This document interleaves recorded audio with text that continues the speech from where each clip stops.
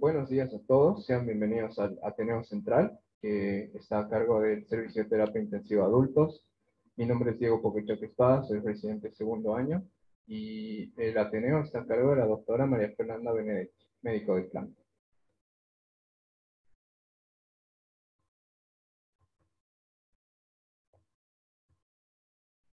Bueno, iniciamos con la presentación del caso clínico. Se trata de una mujer de 50 años de nacionalidad argentina que no presenta antecedentes patológicos ni quirúrgicos de relevancia y como antecedentes no patológicos tiene 2 dosis de vacuna para COVID.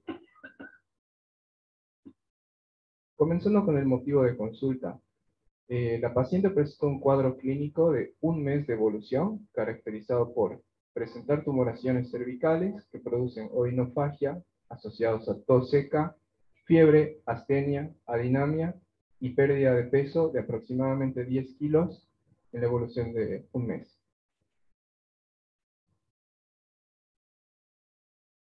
Inicialmente la paciente realiza la primera consulta en EMA en nuestro centro el 20 de abril, donde en contexto de adenopatías, inicialmente se realiza una ecografía cervical de piel y partes blandas, donde lo que se evidencia son adenopatías laterocervicales, bilaterales, la más importante a nivel laterocervical derecho, de 21 por 18 milímetros. Además, se realiza un laboratorio, que es el que vemos ahí, que como positivo presenta anemia con una hemoglobina de 9.4, leucocitosis de 21.300, trombocitosis de 662.000 y una PCR elevada de 11.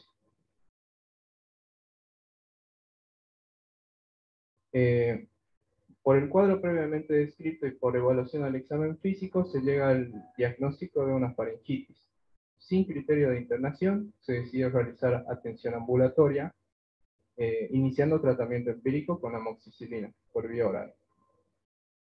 En contexto del síndrome febril y adenomegalias, la EMA redirecciona a la paciente al AD de infectología, realizando la primera consulta el 22 del 4, donde por el síndrome febril y adenopatías se realizan inicialmente un juego de serologías. Resultando todas estas negativas, se decide continuar con el mismo esquema antibiótico, que es amoxicilina, y realizar un control ambulatorio 7 días posteriores a la consulta. Por lo cual, el 29 del 4, tras haber cumplido el tratamiento antibiótico, retorna a consulta la paciente con una evolución estacionaria a mala por persistencia de los síntomas, añade además semiología respiratoria. En ese contexto, se decide hacer inicialmente una PAP ganglionar, que reporta un proceso inflamatorio agudo, subagudo, con células gigantes multinucleadas. Siendo este un hallazgo inespecífico, se decide por semiología respiratoria y por las adenopatías realizar una tomografía, que es la primera que se realiza, con contraste cervical, de región cervical, perdón, y de tórax simple. Tenemos un corte ahí de la primera tomografía con contraste de región cervical, donde se evidencian múltiples imágenes ganglionares, laterocervicales, la mayor de 18 por 23. Además se visualizan adenopatías supraclaviculares bilaterales.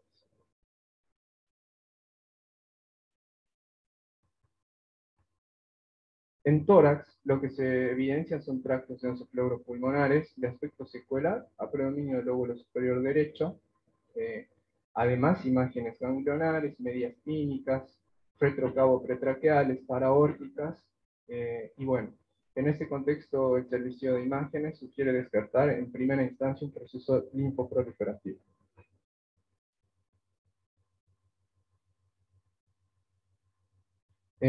Con estos hallazgos, el AD de infectología interpreta una probable neumonía adquirida en la comunidad, más sospecha de un síndrome linfoproliferativo, por lo cual, con evolución estacionaria mala, se decide hacer un juego de hemocultivos y citar a control 5 días posteriores, ampliando el esquema antibiótico con ceftriaxona, de igual manera ambulatorio.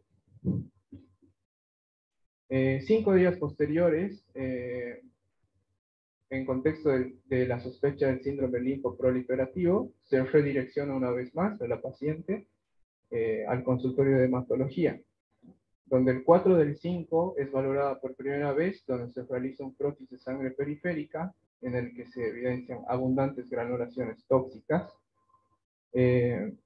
y hiperplasia mieloide, perdón, y por lo cual se decide plan de biopsia ganglionar.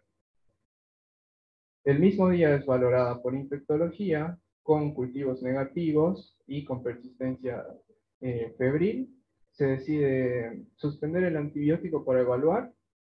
Sin embargo, la paciente, 2 días después que tenía el control con infectos, retorna con mayor fiebre, con mayor semiología respiratoria, que llega ya a tener una disnea clase funcional 2-3 y el requerimiento de oxígeno, por lo cual se decide internación en clínica médica.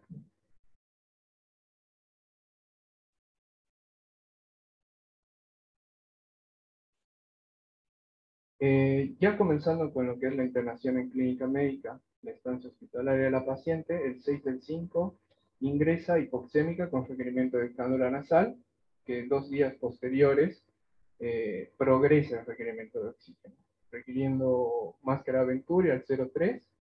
En ese contexto se realiza la segunda tomografía, que, bueno, también cabe resaltar que la paciente ingresa con bilis normal, con un poquito de hipercalcemia, y en estos 2 días progresa la hiperbilirubinemia con un poco de transaminasas, ahora les muestro el laboratorio, y en ese contexto se hace la tomografía de tórax por la progresión de oxígeno, del requerimiento de oxígeno, y la tomografía de abdomen por el aumento de las bilis.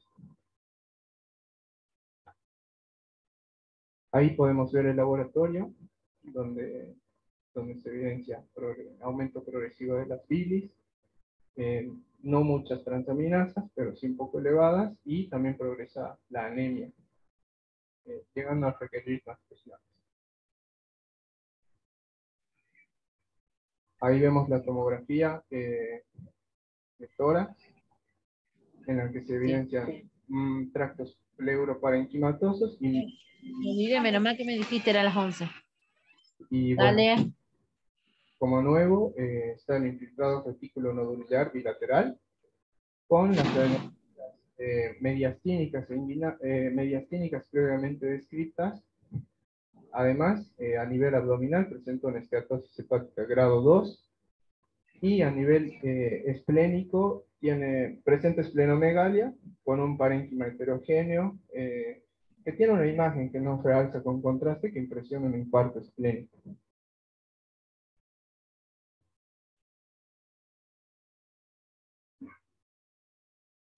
Bueno, a continuación, el 13 del 5, el servicio de hematología decide hacer la primera PAMO, en el cual la muestra de hiloída no se evidencian megacariocitos, tiene hiperplasia mieloide con granulaciones tóxicas. Y bueno, el 16 del 5, la paciente que ya tenía mayor requerimiento de oxígeno progresa aún más, requiriendo Venturi al 0,6, y en ese contexto se hace una nueva tomografía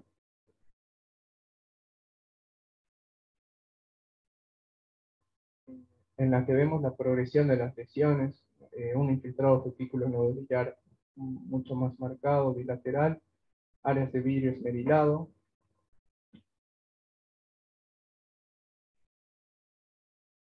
En ese contexto, bueno, hasta ahí venía sin antibiótico, había recibido ceftriaxona solamente ambulatorio, que se suspendió antes de la internación.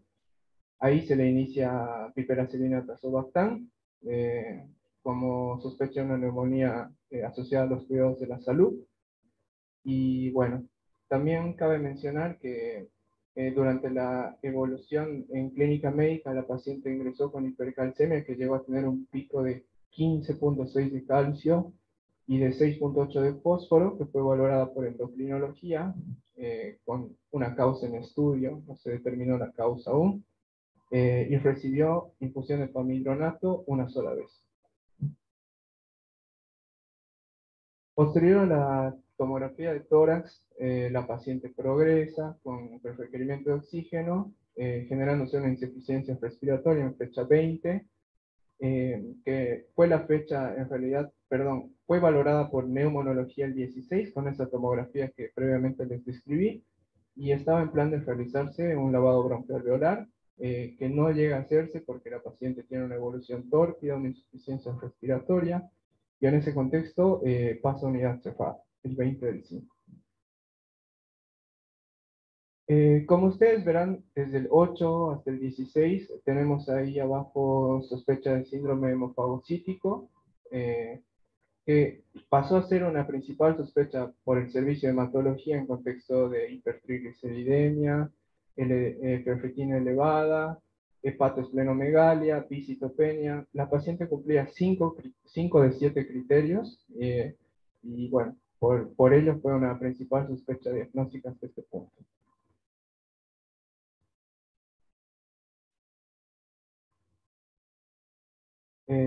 Bueno, ya hablando sobre la evolución en terapia intensiva, la paciente ingresa a UTI en contexto de un síndrome de distrés respiratorio agudo, un shock refractario con alto requerimiento vasopresor, eh, con sospecha de shock séptico foco respiratorio, requiere ventilación mecánica desde su ingreso, y lo que se realiza son cultivos, un pancultivo, y se inicia empíricamente meropenem, vancomicina, amicacina, ciprofloxacina, etambutor y anfotericina B, eh, para cubrir gérmenes comunes. Segunda línea de antifímicos en contexto de una insuficiencia hepática y antifúngicos. Finalmente, el 23, la paciente con una evolución estacionaria muy crítica en realidad, se logra realizar el lavado broncoalveolar, en el que se rescata una Acinetobacter-Baumannii, y con cultivo de Koch, que un tiempo después se ve, resulta ser positivo. A su vez, con fallo multiorgánico, presenta insuficiencia renal aguda o ligúrica, requiere terapia de reemplazo renal. Posterior al VAL, el 24, se realiza una segunda PAMO para ampliar el estudio por parte de hematología, pues en la primera PAMO no se evidenciaba hemofagocitosis, que era el principal diagnóstico a descartar, así que se realizó una segunda, donde se evidencian histiocitos epiteloides que esbozan granulomas con células gigantes multinucleadas. La paciente con con disminución en los requerimientos de vasopresores, el 28 profundiza nuevamente shock, por lo que se decide pancultivar, frotar el catéter venoso central, y pues al frotar el mismo se realiza una punción accidental de un ganglio cervical derecho, obteniéndose un material purulento, ingresando el mismo cultivo. Y bueno, finalmente el 30, coincidentemente se recibe el reporte de anatomía patológica junto con el reporte del cultivo que se hizo de la punción, y la anatomía patológica del ganglio lo que reporta es un proceso inflamatorio crónico granulomatoso con Ziel-Nielsen positivo. Del cultivo viene BARC 3 cruces positivo. Y bueno, en ese contexto modificamos la terapéutica iniciando isoniazida, rifampicina, piracinamida y etambutol.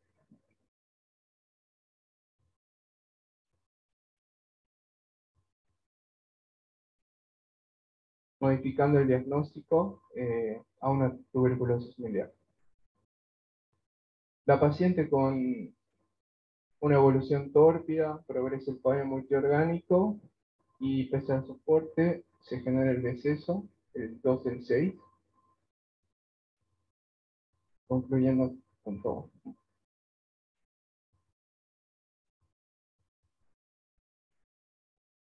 Reporte post-mortem de anatomía patológica. Un mes posterior al óbito se recibe el informe de la biopsia de médula ósea en la que se evidencia presencia de granulomas necrotizantes.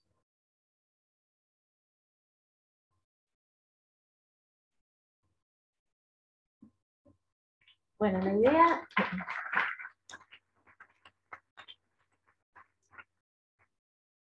idea es discutir una paciente que entonces no tiene antecedentes de importancia, que presenta, digamos, desde el inicio de los síntomas hasta la muerte, pasan 2 meses, y que consulta por primera vez al hospital 33 días antes de su muerte. Y se muere de una enfermedad potencialmente tratable. Entonces, un poco la duda es, o pensar entre todos, si perdimos oportunidades en el diagnóstico, oportunidades de tratamiento, para mejorar los procesos, disminuir los errores y mejorar la calidad. No sé si alguien quiere tomar la palabra.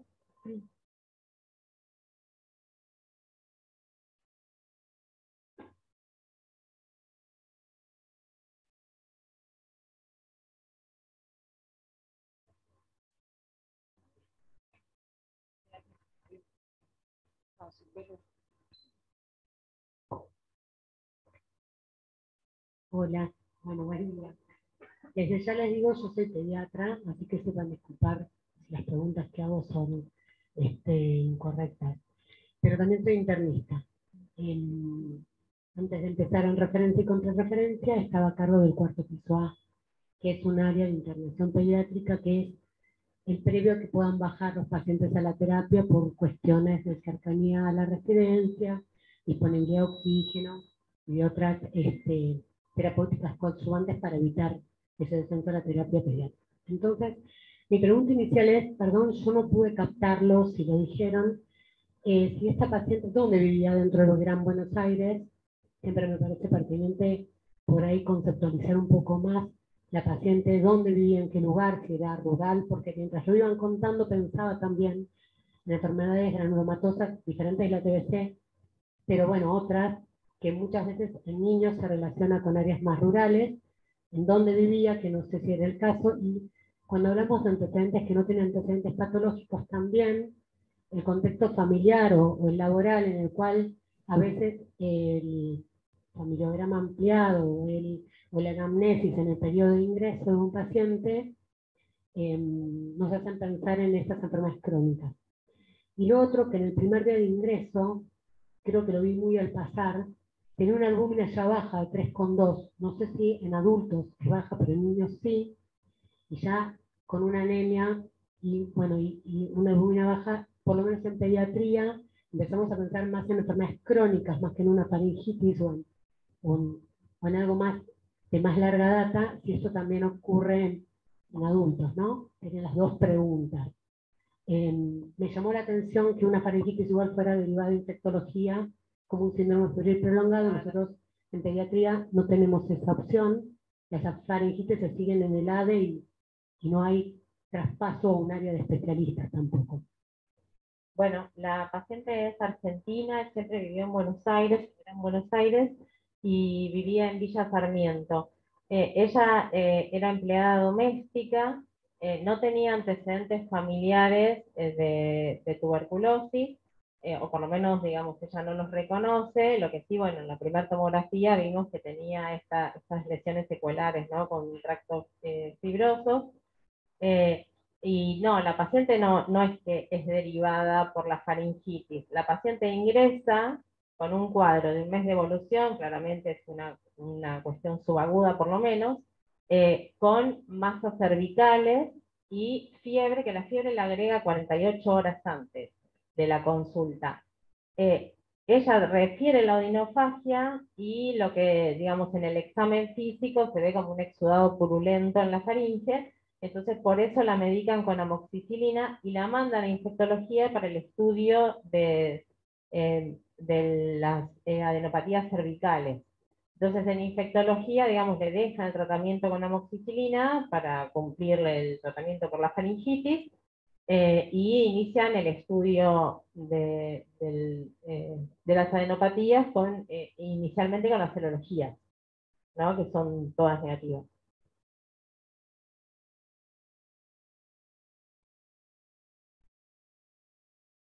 Quería saber un poco más de qué serologías y si se repitieron, porque bueno, el síndrome hemofagocítico es un síndrome y uno busca los desencadenantes, ¿no? Eso por un lado.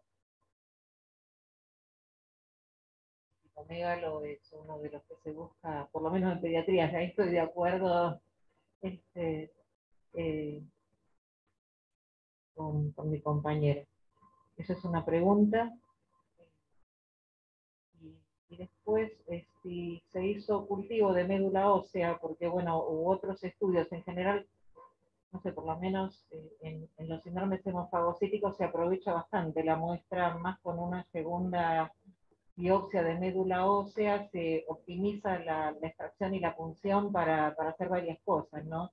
Buscar el desencadenante del síndrome hemofagocítico, que es cierto que, bueno, si tenía los 5 criterios, es para tomar conducta activa, la condición o como una paciente inmunosuprimida, digamos, ¿no? Esto de que tuviera otra condición de inmunosupresión, si se buscó, y creo que no me olvido más nada, cultivo de médula ósea, buscar desencadenantes en médula ósea, ampliar las serologías y eso, condiciones de inmunosupresión de base de la paciente. No, la paciente no refiere ningún antecedente patológico, digamos, lo único es el mes de evolución de la enfermedad por la que consulta. Lo que llama la atención es que en un mes pierde 10 kilos de peso. La médula ósea sí se mandó a cultivo, el cultivo para micobacterias se contaminó y de lo demás no tiene ningún resultado. Y las serologías que se pidieron fueron HIV, hepatitis B, BDRL, toxo, que lo que fue positivo fue la IgG con IgM negativa, Epstein-Barr, que tiene una IgG positiva con IgM negativa, citomégalo con una IgG positiva e IgM negativa, y Bartonella negativa. ¿Qué más me preguntaste?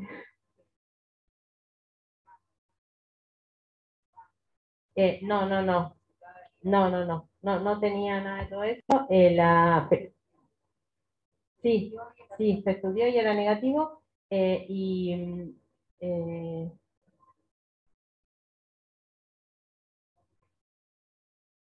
no, PCR de médula no.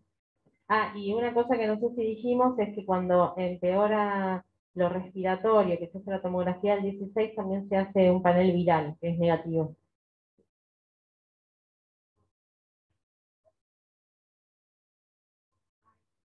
No, la pregunta era esta, por el síndrome hemofagocítico, si recibió dexametasona, y si recibió corticoides, que por ahí eso hayan potencialmente contribuido a empeorar el cuadro, digo, porque después hace como una evolución mucho más tórpida.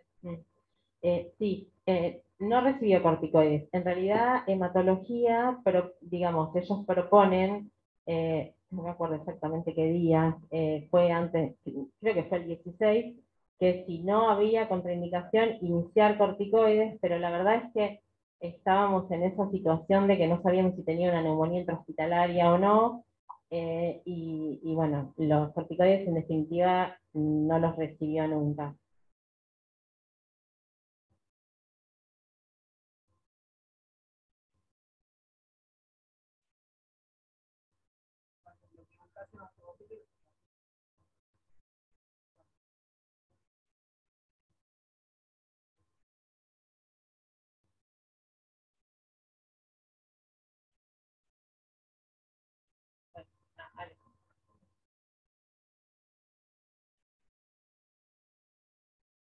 Hola, buen día a todos. Yo la conocí en la internación de clínica, la paciente tenía en el físico un gran conglomerado ganglionar derecho, fluctuante, muy doloroso. La paciente ya se había hecho una PAF, que con el informe que mencionaron. siempre el diagnóstico diferencial que uno piensa es síndrome linfoproliferativo o tuberculosis, ¿sí? Siempre hacemos énfasis en que las biopsias de ganglio, cuando estamos estudiando pacientes con síndrome febril y poliadenopatías, pueden ingresar a cultivo de Koch. De acuerdo, Rosalía y Adriana. Pero bueno, tenemos muchas dificultades en que las muestras de tuberculosis extrapulmonar se ingresen a cultivo de Koch, ¿sí? El rendimiento y el diagnóstico es el cultivo. Si no lo tenemos, tenemos que hacer muchas veces tratamientos empíricos y no es lo ideal.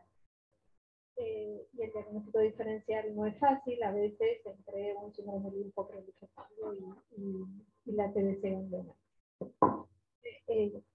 Por ahí, discutir entre todos mecanismo y qué algoritmo implementar para que las muestras de extrapulmonares, de sospecha de TBC extrapulmonar, puedan ingresar a cultivo de Koch. Que las pidamos, digo, que las pidamos, que ingresen. Sí, sí, sí, obvio que ustedes las reciben, pero el tema es el mecanismo que a veces falla en pedirlas y que realmente ingresen. Bueno, una cosa para recalcar en esta paciente es que la anatomía patológica del ganglio ya tiene Nielsen positivo, ¿no? Entonces, por ahí, si ese ganglio hubiera entrado a bacteriología, el diagnóstico se hubiera hecho ese mismo día. No sé, digo, pareciera que fuera posible eso. Sí, un poco traemos este caso, si bien no es una presentación habitual de tuberculosis, tampoco queremos hacer una exposición de qué es un linfoproliferativo, qué es la tuberculosis, nada, sino si podemos cambiar la sistemática, si podríamos haber hecho algo mejor. De hecho, el diagnóstico, no sé si lo mencionó, pero la biopsia esta de ganglio se hace con una vía central, ¿no? Fue accidental, poniendo la vía central se toma ganglio, se manda y ahí se hace el diagnóstico, y un poco ese hecho fortuito nos hace pensar, perdón, ¿qué pasó con el primer ganglio? Porque el primer ganglio nos hubiese ahorrado quizás esta evolución, y lo que queremos ver entre todos, que parte de la sistemática podríamos cambiar. Yo diría que el que pide la biopsia de ganglio escriba que vaya a bacteriología, que se haga un Nielsen, que vaya a anatomía patológica, y bueno, que esa sistemática ya venga de inicio. Hoy, viéndolo así, nos parece muy claro. Quizás en ese momento estaban más abocados a pensar en un linfoproliferativo y no se pidió. Esa primera orden, el que hace la primera orden es el que hubiese cambiado la historia de la paciente. Y bueno, un comentario también para terapia intensiva, mea culpa, a mí me gustaría ver una autopsia de esta paciente y ver todos los órganos, y ver si nos perdemos algo. Creo que tenemos que pedir más autopsias ahora que terminó la pandemia, o por lo menos la parte más aguda, y empezar a pedir más autopsias, que nos va a enriquecer mucho más en el tratamiento, ¿no? En el diagnóstico. Bueno, yo creo que una de las cosas que en este paciente se había pedido para cultivo, de hecho ya de entrada la punción, la aspiración que ya se pide para dar, que da negativo, no es dificultoso hacer los cultivos a veces por punción. Cuando se solicitó para hacer que se hagan además el cultivo para el planteo, es que creo, y eso es lo que debemos aceptar en este hospital, que muchas veces se entran a quirófano los pacientes con toda la idea de las muestras y dónde deben ser enviadas, y no ingresan las muestras a los diferentes lugares. O quedan en quirófano, ya sabido, muchas veces, o se pierden. Entonces, debería existir una protocolización en forma adecuada en el hospital, pero que tiene que ser transversal para todas las muestras, tanto para muestras para anatomía patológica, cuál es la que va a marcarse, todo para bacterio, para virología, cómo deben ser enviadas una vez que el paciente ingresó a un quirófano. Desde el quirófano, ¿cómo van a ir? ¿Por qué digo? Porque es donde más dificultades, esto lo digo no porque tengo un porcentaje de una estadística, sino por vieja nomás del hospital, pero es donde, lamentablemente, es donde se pierden la mayor cantidad de muestras. El resto de las muestras que se toman en los consultorios o en otros lugares es más difícil porque lo lleva directamente el médico o a veces el familiar es el que lleva la muestra. Creo que eso sí, y el planteo es que creo que tenemos que armar un grupo que esté integrado, que sea bien interdisciplinario, ¿no? Para ver todas estas dificultades que hay, que a veces inclusive se entrega la orden escrita. Hemos entregado la orden escrita del pedido para que, desde cirugía, por ejemplo, y por alguna razón quedó perdida en algún lugar a pesar de que se tomó la muestra. Quiero decir que el doctor le hizo la biopsia a la paciente, así que es interesante que pueda estar presente y que podamos escuchar tal vez desde la perspectiva del procedimiento, porque la intención es mejorar el procedimiento. ¿Qué podemos hacer para que ustedes, cuando hagan una biopsia de ganglio, entiendan la importancia del envío a cultivo? ¿Por qué no se hace metodológicamente? ¿Es porque no tenemos sistematizado el proceso? ¿Es porque obviamos en esta paciente? ¿Es porque necesitan una indicación particular?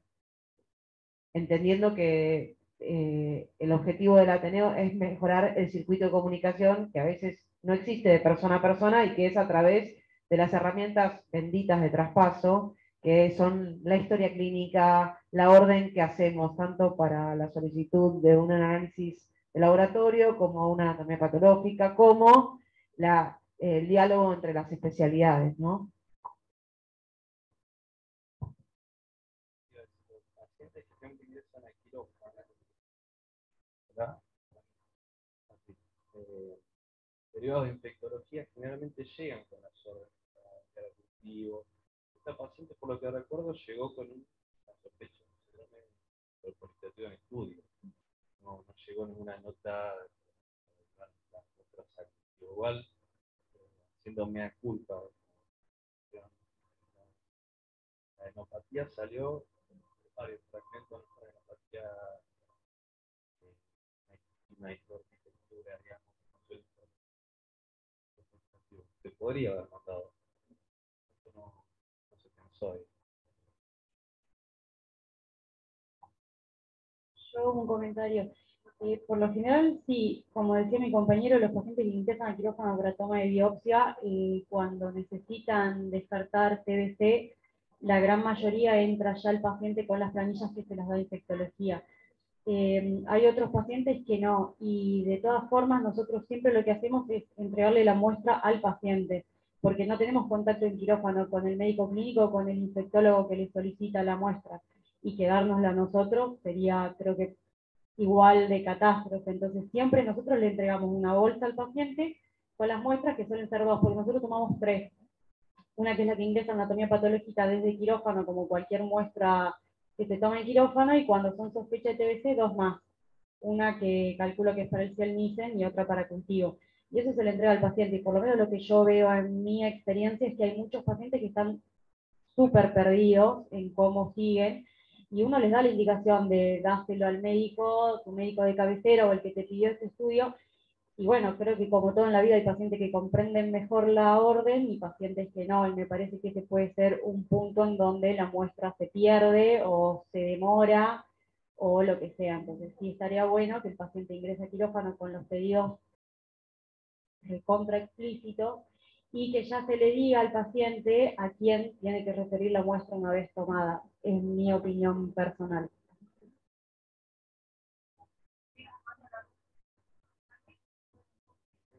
Perdón, por eso lo que voy a decir es polémico, seguro, pero... No, siempre opina a veces, opinamos de pacientes cuando ya el diagnóstico está realizado. Pero viendo la evolución de esta paciente, uno se da cuenta cómo va evolucionando, sobre todo el tema que siempre hace hincapié en el tema ganglionar y el infiltrado pulmonar que ella va teniendo. nosotros en terapia intensiva, cuando nos llegan los pacientes, resulta que terminamos colocándole todos los antibióticos habidos y por haber, el paciente está mal. Y mal es que al poco tiempo se nos muere. Y uno lo que ve en esta paciente es que fue pasando el tiempo, cada vez se fue poniendo peor, cada vez fueron incrementándose los infiltrados y no tuvimos un diagnóstico en la anatomía patológica, pero a veces uno dice, yo sé que el tratamiento con los antifídicos no es un tratamiento que es totalmente inocuo, pero si hay cosas que una vez se puede tratar y si alguien lo sospechó, a veces ahora uno se queda con la culpa de ¿por qué esta paciente no la traté? Si no le encontré nada que me descarta, por ejemplo, algo linfoproliferativo. Pero algo que yo podía tratar en esta paciente. No lo sé, me hago culpa también de esa situación.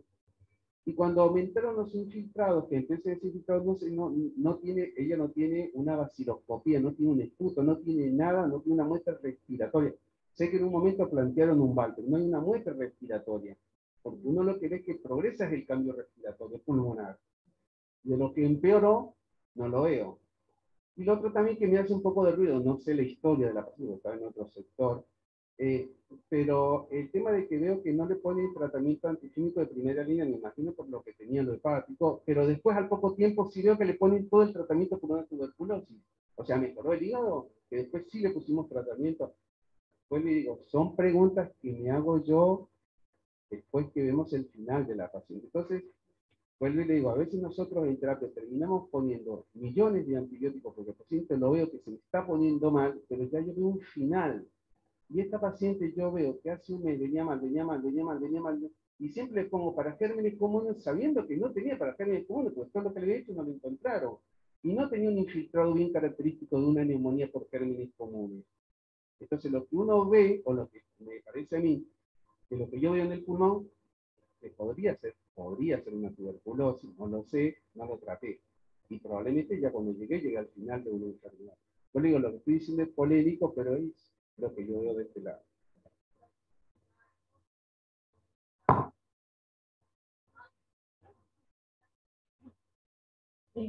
Bueno, con respecto a eso que decía Luis, yo que fui la médica a cargo de la paciente, así que no hay nadie más culpable que yo, viendo la historia clínica de la paciente, mirándola retrospectivamente y un poquito si me quiero matar, porque la verdad que con la primer tomografía que tiene esas lesiones secuelares, más en el vértice, y con toda esta situación me pregunto si no tendríamos que haber tenido una sospecha más alta de tuberculosis, que en realidad existía la sospecha, pero quedó como un poco más relegada porque todos nos fuimos al linfoproliferativo. Así que eso es una pregunta. Y la otra cosa es que cuando pasa la terapia se inicia tratamiento antibiótico de segunda línea, y dijimos que era por insuficiencia hepática, y la verdad que la paciente nunca tuvo enzimas hepáticas demasiado altas, ni siquiera llegaba a por 2, o creo que lo más alto fue por 2. Sí tenía 60% de actividad en el coagulograma, no tenía hipoglucemia, y lo que tenía era la bilirrubina alta, que ha llegado a 4 o 5, no más que eso. Entonces también me pregunto si en ese momento, de todas maneras me parece que no hubiera cambiado mucho la evolución, pero sí me sentiría mejor conmigo misma si le hubiéramos puesto primera línea en ese momento. No te sientas culpable porque cualquiera puede errar un diagnóstico y yo te digo como cirujano, cuando uno toma una decisión y ya se embarcó en esa decisión, después también es muy difícil cambiarla y a lo mejor hubieras actuado diferente y tuviera lo peor, y así que te sentirías peor. Nadie lo sabe. Contrafáctico. Lo que puedo decirles es qué pasa con las biopsias de ganglio.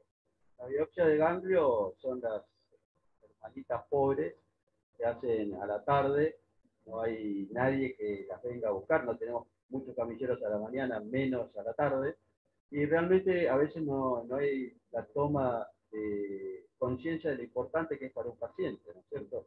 Se le hace mucho para los hematólogos que tienen que definir un linfoma, y también las muestras se pierden porque son muestras a veces pequeñas, y la realidad es que no hay institucionalmente un proceso que podamos llevar. Muchas veces si está en un piso internada, el cirujano la saca y dice, bueno, que se la lleve el presidente de clínica donde la tiene que llevar, y están todas estas discusiones y no hay nada organizado dónde tiene que ir o cómo procesar esa muestra. A veces se pierden muestras bastantes para patología. Entonces creo que es una cuestión que es importante subrayar, porque a veces son pequeñas cosas, pero es totalmente desvalorizado. Lo último, se suspende muchas veces los quirófanos para hacer biopsias, a pesar de que depende del tratamiento para el paciente, y se suspenden, aunque son con anestesia local, ¿no? Entonces a veces cuesta, y creo que sí es cierto que podemos organizar mejor qué se hace con esas muestras, porque si van a patología es más fácil, pero si es para llevarla a bacteria o algo, ahí se nos complica tremendamente quién la lleva, quedan ahí y se quedan ahí y a veces no son tratadas y pierden valor para bacterio. Entonces creo que es un tema a tratar de resolver eso, ¿no?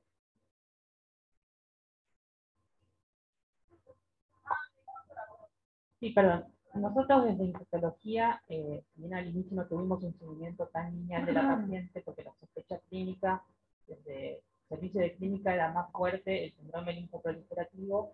Desde el área de infectología siempre tenemos estos pacientes con estos diagnósticos diferenciales, desde el linfoproliferativo a tuberculosis siempre, y por eso nos ponemos en contacto siempre con los neumonólogos para eventual pedido de VAL, o con los chicos de cirugía para la toma de las placas. Un ganglio y biopsia exclusivo. En esta paciente la seguimos más activamente cuando se descompensa y pasa la terapia, y se propuso el esquema de segunda línea de antiquímicos por el tema hepático, por falla hepática, creyendo que iba a progresar y que quizás iba a empeorar más. Es verdad que elevó más que nada las bilirrubinas y tuvo su coagulopatía inicial, y cuando tuvimos en positivo, ahí es donde decidimos cambiarle a 4 drogas. En un inicio también se le puso cobertura para antifúngicos porque no estaba claro si la paciente tenía un inmunocompromiso de base aún no diagnosticado, cobertura para hongos, y el tratamiento empleado para hacer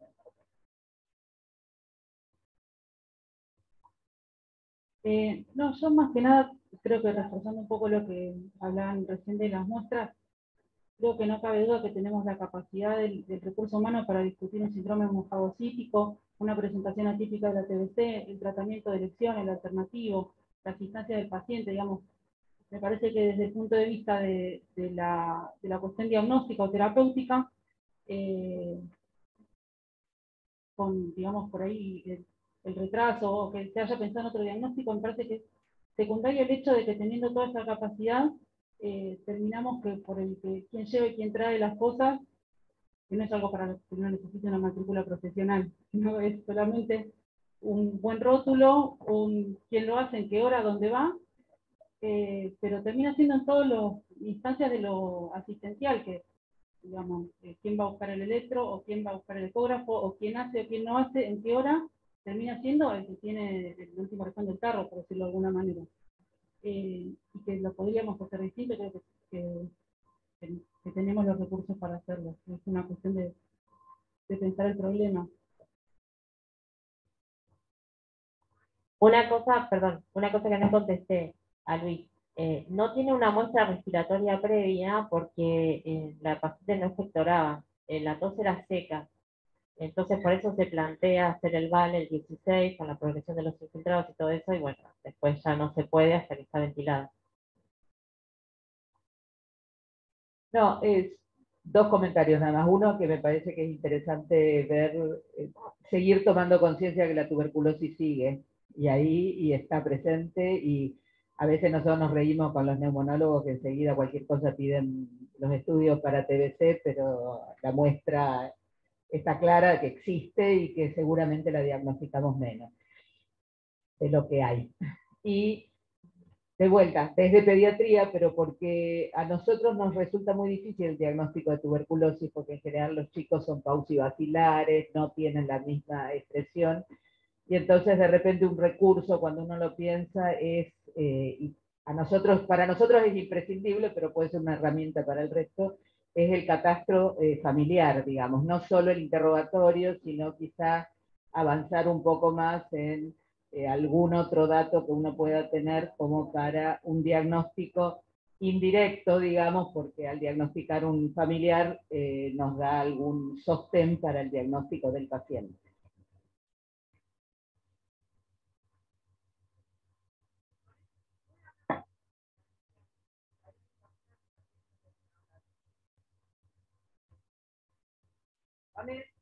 ¿Quieres hablar? Se tiene que desbloquear.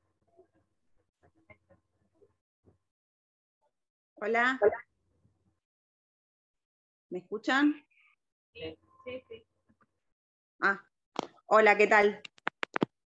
Yo recuerdo a esta paciente, la recuerdo haberla discutido antes del ingreso a la internación, pero de todas maneras quiero comentar, hablando del circuito que se quiere mejorar, que me parece fundamental. En infectología, todo síndrome febril es tuberculosis hasta que se demuestre lo contrario. Y iniciamos muchos tratamientos empíricos en pacientes en población que vive con VIH. Esta paciente, no sé si en el sector, en el aula magna está alguna residente o algún residente de infectología. Hubo algo que hizo pensar en otra posibilidad diagnóstica. Pero aprovechando este Ateneo, lo que quiero comentar es que es muy frecuente que tengamos dificultades en que las biopsias lleguen a destino. Entonces, sí que hay que ver el modo de mejorarlo. A veces los pacientes incluso puede pasar que la médica o el médico se olvide alguna solicitud, pero a veces ocurre que enviándose a los pacientes con las planillas que nosotros tenemos para el ingreso para Coach y para GeneXpert, incluso hablando previamente, sobre todo la residencia que tiene más contacto por WhatsApp con la gente con la residencia de cirugía, habiendo articulado todo eso, incluso no llega. Entonces habría que ver esto de, sí, que los pacientes pueden estar perdidos, de tal vez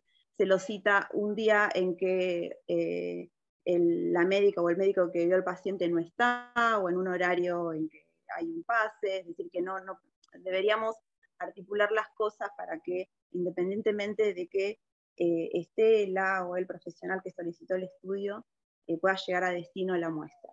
Eso por un lado. Esta paciente cuando se ingresó no fue la primer sospecha de tuberculosis. Se ingresó para estudiar, incluso se dejó sin antibióticos, porque en ese momento considerábamos que darle antibióticos era impedir un rescate de la situación. Con respecto a los antifímicos que se usaron en la terapia intensiva, ese momento lo recuerdo cuando me muestran la tomografía, me dijeron, ¿te acordás la paciente así, así, y lo discutimos? No sé si está también Fernanda Barberis ahí, o Celeste Giudice, que fue con las que charlé. En ese momento tratamos de encarar el tratamiento, porque lo comento esto porque lo preguntaron ahora en el aula. Tratamos de encarar el tratamiento de elegir drogas endovenosas, más allá de lo que estaba alterando la función hepática, pensábamos también en poder darle algo endovenoso. Y en esa discusión estoy segurísima que estaba el Inesolid, que no lo vi, porque meropenem se da, cuando hablamos siempre de meropenem para drogas antifímicas, que no es una buena droga antifímica, la damos con amoxiclavulánico. En ese momento las drogas que elegimos fue Linesolid, que no lo vi en la presentación. Estoy segura que puede ser el esquema. Habíamos pensado en eso, en ver cómo progresaba la parte hemodinámica, cómo progresaba la función hepática, si iba a empeorar, mejorar, si era un hígado de sepsis, y planteamos ese esquema. Eso quería aclarar en cuanto al tratamiento. Es mi aporte de lo que recuerdo de la paciente. Gracias. Gracias a vos, Vané. Hilda. Y, no menos de media docena de veces circuló la palabra culpa, ¿no? Y realmente estar reunidos acá para revisar errores, ya esto es un cambio cultural que implica que de los errores se aprende, ¿no? Es la construcción de revisar y de reconocer errores para cambiar cosas. Y si esto todos pensamos que es una muerte evitable, merece otro análisis. Digo, uno piensa en las causas del paciente y esto que surgió, de decir, no sé, las características clínicas, que la verdad es súper completo, o bueno, la condición del paciente, si comprende o no comprende lo que le digo, si lleva el frasco o no lleva el frasco, dice, bueno, como no hace hincapié en las cuestiones del paciente, que bueno, que son cuestiones del paciente. El resto de las cosas son fallas latentes, que en este caso digamos, pasó esta situación, pero debe haber algunos otros pacientes en este momento en donde están circulando muestras perdidas de ganglios o de otras cosas y factores reversibles, ¿no? Pensarlo en esto, ¿qué es esto de estandarizar los procesos, ver si esta fue una muerte evitable, encararlo como tal, ver qué se puede mejorar de esta situación? Y en este caso, digamos, es tan importante el piensan los procesos, los que coordinan, como el que lleva el frasco. O sea, estamos acá para discutir, digamos, no para discutir quién lleva el frasco, pero sí para estandarizar un proceso, digamos, como no minimizar esas cosas porque están dentro de las cuestiones que podemos mejorar, ¿no? Quién lo lleva, quién no lo lleva, para que llegue esto seguro. Así que quería decir un poco esto, digamos, la cuestión de la culpa es cuestión de capacitarse, en lo que tiene que ver en seguridad del paciente, digamos, en aprender de los errores, en tratar de hablar menos de esa palabra y sí, bueno, de responsabilidades, de cultura justa, felicitarnos todos porque estamos presentes empujando un cambio cultural. Entonces, un resultado no deseado en un paciente, en donde todos estamos reflexionando acerca de cómo seguir, ¿no? La gente no está más y perdió su vida y para nosotros es un trabajo, es una responsabilidad encarar este problema, mejorar los factores latentes y que no se vuelva a repetir. Bueno, yo respondiéndole un segundito a Vane, la verdad es que no, el Limesolid nunca lo indicamos. No sé, no, en este momento no recuerdo qué fue lo que pasó. Y es verdad que las drogas que se eligieron tuvieron que ver con la paciente tenía shock refractario, es cierto.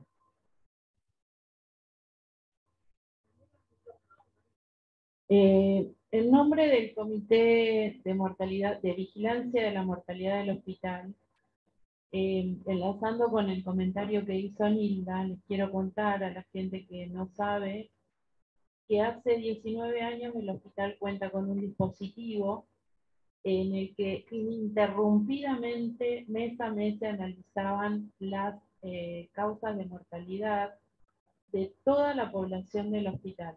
Todas las personas que que mueren en el hospital, en internación se analizan. Esto fue hasta el comienzo de la pandemia. La pandemia nos trastocó a todos y una de las cosas que tuvimos que dejar de hacer fue eso. Sin embargo, se analizaron todas las muertes de pacientes con o por COVID. Así que tampoco fue que dejamos de hacer nuestro trabajo, sino que se vio, digamos, un poquito alterado debido a la pandemia.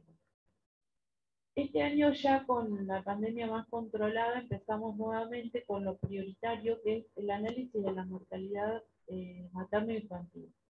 Y ya tuvimos 2 análisis de mortalidad con la metodología que tiene el comité. El comité tiene una metodología, un procedimiento.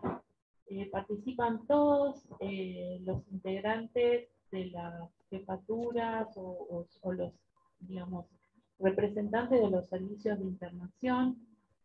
Y cuando se hace el análisis de la mortalidad general, es, digamos, una casuística, pero cuando se hacen los análisis individuales de las muertes evitables, participan todas las personas, todos los actores que estuvieron en la atención del paciente y en los diagnósticos, digamos, los servicios de diagnóstico.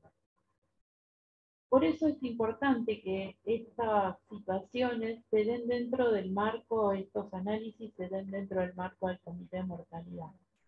Porque hay una contención especial, porque persigue un fundamento que es, un propósito, mejor dicho, que es el de no punir a la persona que, digamos, tiene algún tipo de responsabilidad, sino más bien acompañar, contener y ver que cuando hay un error dentro de la medicina, se puede sublimar de alguna manera, tratando de evitar una situación similar en el futuro. O sea, que estemos preparados todos los equipos de forma individual y colectiva, porque uno puede prepararse estudiando, haciendo una revisión, pero también en forma colectiva, generando procesos más seguros, que haya una cadena de responsabilidades. También permite el acercamiento de los equipos de trabajo, porque muchas veces con este hospital tan grande es muy difícil relacionarse con los que están en la otra punta, en otro sector del hospital. Entonces, estos encuentros permiten generar estos procesos conjuntos, estos acuerdos. Eso era simplemente lo que quería agregar. Así que los que tengan algún caso de muerte evitable, primero quiero proponer que todos nos hagamos responsables y retomemos las actividades generales del comité para poder analizar la mortalidad total nuevamente. Es un esfuerzo que tiene que hacer cada servicio de internación y tener sus delegados, sus representantes. Hay que cargar unas fichas, el análisis de mortalidad se hace desde epidemiología, pero para tener los datos, para poder hacer el análisis, cada servicio se tiene que encargar de reportarlo mensualmente. Si que alguien tiene una situación particular o un grupo de casos que quiera discutir dentro del comité, lo único que tiene que hacer es comunicarse con epidemiología, informar, se organiza la reunión y se presenta. Gracias. Sí, buen día a todos. No, yo quería, sumado a lo que dijo María Elena, por ahí suena un poco repetitivo, pero es cierto que a veces la vorágine diaria lleva a la pérdida de la comunicación y de la interrelación, y perdemos información acerca de los pacientes. En lo personal, yo voy al piso donde estaba esta paciente internada, se dirigió todo hacia la sospecha del linfoproliferativo y como que quedamos un poco fuera del camino del estudio. Creo hoy retrospectivamente que si hubiéramos trabajado más integradamente, quizás hubiéramos debatido el inicio de terapia antifímica empírica antes. No sé si hubiera cambiado o no el diagnóstico, perdón, el pronóstico de la paciente, creo que probablemente sí, eso es lo que nos queda como ahí doliendo.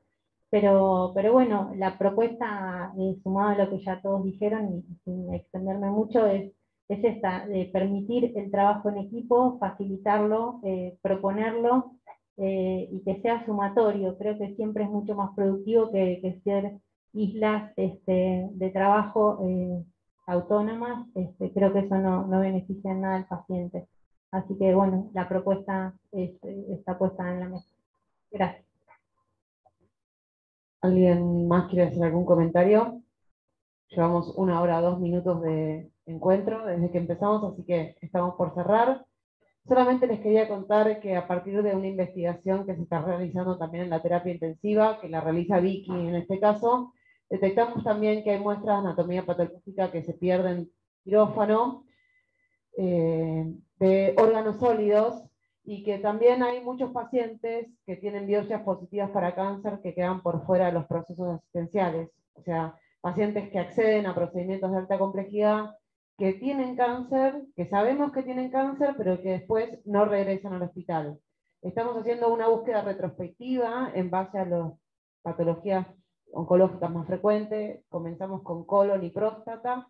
Hay 78 muestras de quirófano que salieron para anatomía patológica, y por ahora encontramos 4 pacientes con cáncer que no saben que tienen cáncer y no volvieron al hospital. Eso en un semestre.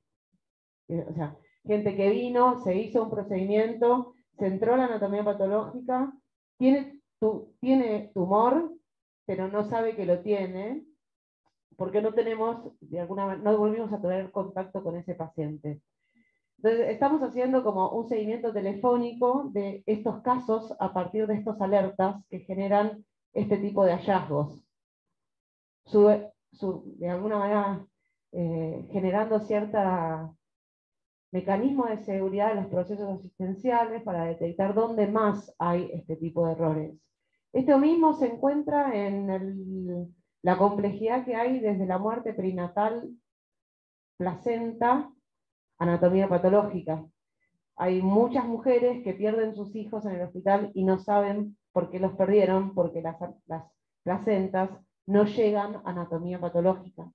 Es decir, o sea, no es una cuestión que esté sucediendo solamente con la muestra de ganglios, sino que nos cuesta muchísimo hacer procedimientos, pero cuando los hacemos no nos aseguramos que lleguen a los lugares de diagnóstico.